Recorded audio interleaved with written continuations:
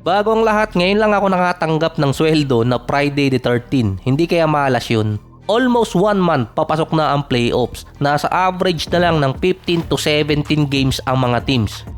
Nasa 4 na teams na rin ang eliminated sa play-ins at playoffs. 3 sa East, 1 sa West. Nasa 4 hanggang 6 naman na panalo para sa Detroit, Boston at Knicks para masecure nila ang playoff spot.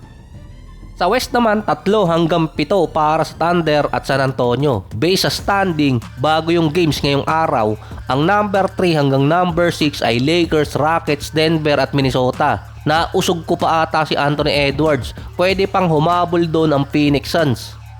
May 2 spot sa West na dapat di umano iwasan, ang number 4 at number 5. Pwede kasi magtapat agad sa first round ang 2 tigasing team tapos makaka-bracket pa nila ang number 1 seed na Thunder. May natitira pa namang ilang games at malaki ang chance na makuha pa rin ng San Antonio yung number 1 seed.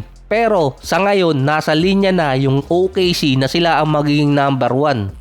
Ang number 4 at number 5 ang pinaka dapat di umanong iwasan ng mga teams para makaiwas sa second round matchup dito sa OKC, lalo na yung mga vulnerable team.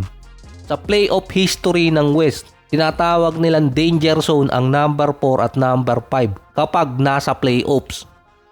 Sa 2024, Clippers versus Dallas. Tapos sa second round, Dallas versus Thunder ang number 1 team. Sa 2025 naman, Denver versus Clippers. Tapos Denver versus Thunder. Parang parehas yatang 7-game series yun. Yung Clippers halos since 2021 lagi silang nasa number 4 or number 5. At kung sino yung makakatapat ng number 4 at number 5, siya yung umaabot ng either West Finals or kaya NBA Finals. Ang pinaka-best option ay number 3 at number 6. Tulad nung sinabi ko nung nakaraan, nagalit pa yung iba eh.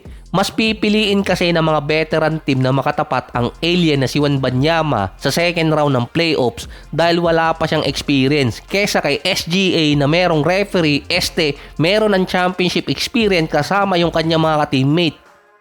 Ayon yan sa mga nasusulat sa mga sports website ngayon papasok ng playoffs. Dapat di umanong iwasan ng mga teams yung Thunder sa second round. Kung malaglag sa first round, at least nakaiwas ka na sa OKC at San Antonio. Ang Spurs, makakatapat pa ng 2 beses ang Nuggets at Clippers. Ang Minnesota, 2 pa sa Rockets at Detroit. Tig 2 games pa yon sa bawat team. Ang Lakers naman, katapat ang Nuggets tapos susundan ng 2 Rockets. Si Jamal Murray may gusto pang patunayan kontra dito sa Lakers na sinabi kasing tumataas lang ang average niya kapag kalaban ang LA.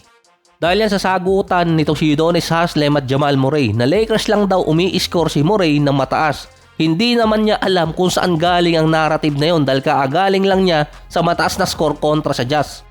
4 na sunod na game kasing umiscore si Jamal Murray ng 25 or more points. Sinundan nyo ng 2 games na pababa mula 21 na injured pa siya versus Knicks.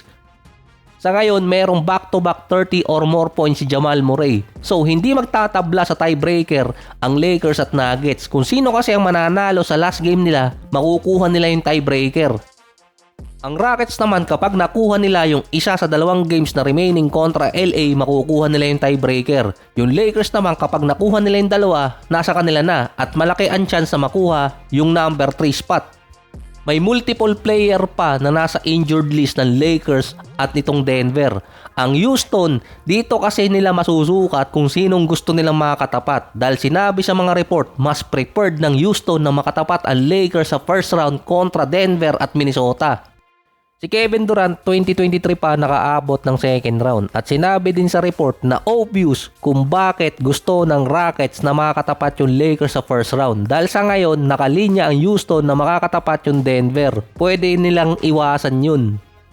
Dahil mas may advantage ang Rockets kontra sa Lakers pagdating sa pagiging athletic at mas vulnerable ang lineup ng Lakers kontra sa 2 teams.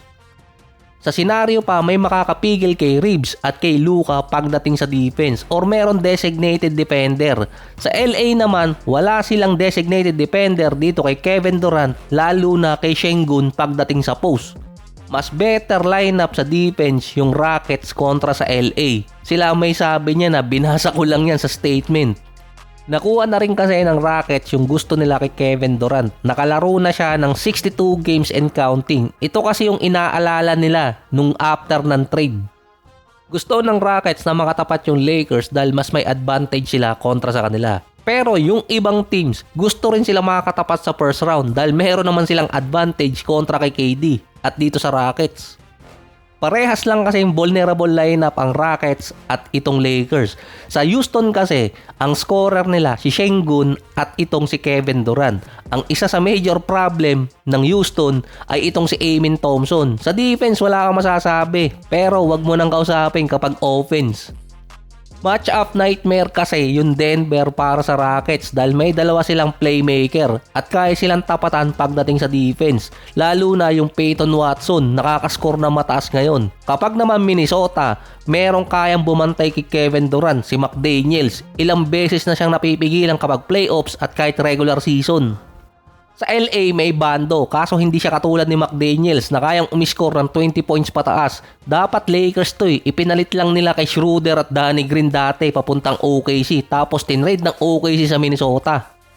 So based sa statement ng mga analyst at insider, mas preferred ng Houston ang Lakers na makatapat sa first round hindi dahil sa mahina yung LA dahil pareho silang merong problema sa lineup nila.